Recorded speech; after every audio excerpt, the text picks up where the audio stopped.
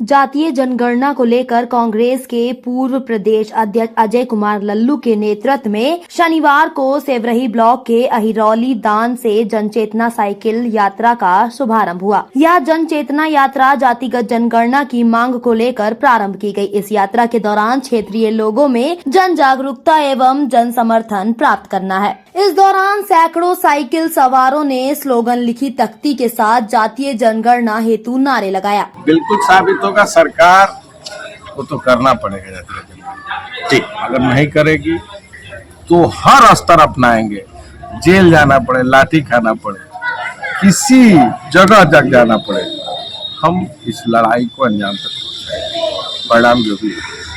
ऐसे ही एक नहीं, अनेकों असमता है व्यवस्था में। सिर्फ आपको अपने हक के लिए जागरूक होना है, आवाज में आवाज मिलाना है और इसी उम्मीद के साथ इस जन चेतना यात्रा को लेकर आपके दरवाजे, आपके चौखट तक पहुंचे हैं भाई अजय कुमार लल्लू जी। यूपी न्यूज 21 की टीम गाजीपुर में उपस्थित है और हमारे साथ बात करने के लिए कांग्रेस के पूर्व अध्यक्ष अजय कुमार लल्लू जी, और इस विधानसभा से 2 बार लगातार विधायक भी रह चुके हैं और कहीं ना कहीं सेवरही के लाल हैं, तो पूरे देश में सेवरही के नाम का गौरव तो बढ़ा ही रहे हैं कांग्रेस अध्यक्ष बनकर। और अभी अपने ही धरती पे तमाम जगहों से इनका यात्रा, साइकिल यात्रा निकला है। तो तमाम चीज़ें हम इनसे जुड़ेंगे और बातें करेंगे। जातीय जनगणना को लेकर यह यात्रा निकाली जा रही है और बिहार में हो चुका है सर, और अब क्या पूरे देश में मांग चल रही है केवल उत्तर प्रदेश में? देखिए, हम पूरे देश की बात कर रहे हैं जी, और हमने उत्तर प्रदेश के मुख्यमंत्री को भी पत्र लिखा था जी कि प्रदेश में, देश में जातीय जनगणना होनी चाहिए। हमारी यात्रा कल से शुरू है रौलीदार से। जी,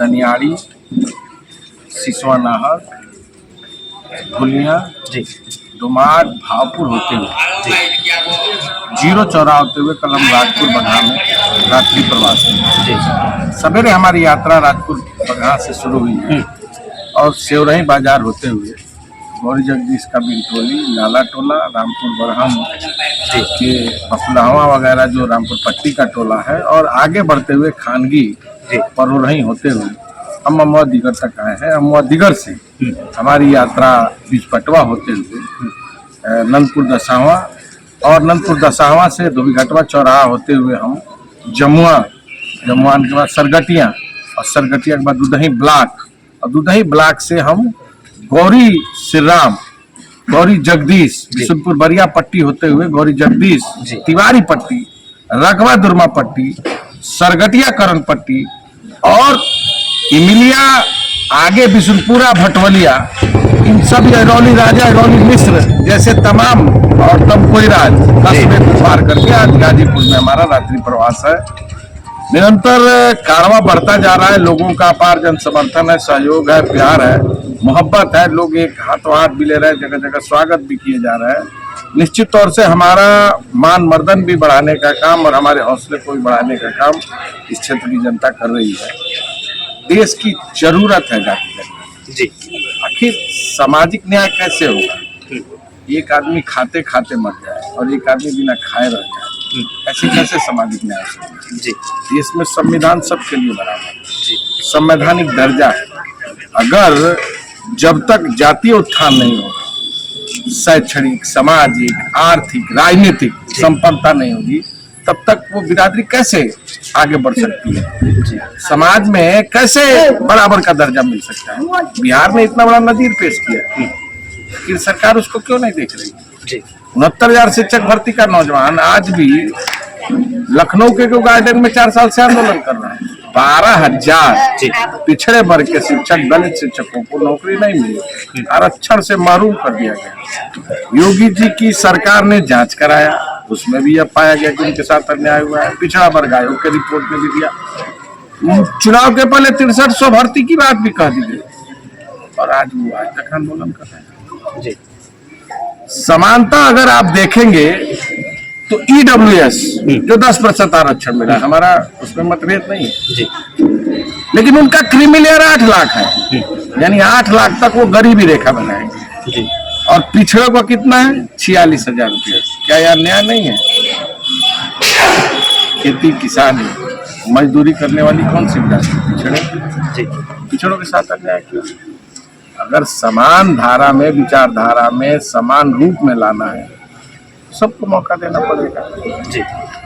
दलितों को देना पड़ेगा, दलित में जो अन्य बिरादरी उनको भी देना पड़ेगा, आदिवासियों में देना पड़ेगा, और निश्चित तौर से तभी समानता हो सकती है, एकता हो सकती है जब संपत्ति का बंटवारा सही से, राजनीति में उचित स्थान में, सामाजिक न्याय की अवधारणा और शैक्षणिक पदों पर भी पिछड़े और दलित वर्ग के, आदिवासी वर्ग के लोग बराबरी के दर्जे में, तभी हम एक स्वच्छ परिकल्पना इस देश की तस्वीर को कर सकते हैं।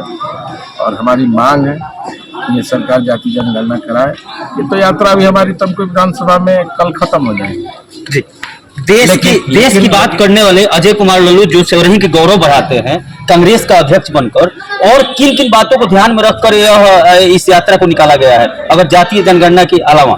देखिए, ये यात्रा अभी केवल तमकुही तक सीमित नहीं है जी। इसके बाद हम लोग साजीनगर करेंगे, पत्थरदेवा करेंगे, रामपुर कारखाना करेंगे, देवरिया करेंगे, गोरखपुर में करेंगे, लखनऊ में करेंगे, नोएडा में करेंगे, गाजियाबाद में करेंगे, शाहजहांपुर में करेंगे, अकबरपुर में करेंगे, कोई आजमगढ़ में करेंगे, मऊ में करेंगे। लगातार हमारी यात्रा चलेगी, पार्ट में चलेगी जी। और मेरा लक्ष्य है 1 साल लगातार इस यात्रा को करके कहीं ना कहीं अगर देश में तस्वीर बदल गई, आदरणीय राहुल गांधी ने अपने शब्दों में कहा भी जी कि अगर हमारी सरकार आ जाएगी तो पहला काम होगा जातिगत जनगणना। निश्चित तौर से ये जो एक्सरे है जी, किसकी क्या हिस्सेदारी है, किसकी क्या संख्या, तो संख्या आधारित भागीदारी हो, संख्या आधारित उनका अधिकार मिले, ऐसी हमारी मांग है। इसी मांग को लेकर, जातिगत जनगणना की मांग को लेकर हम लोग इस यात्रा को प्रारंभ किया।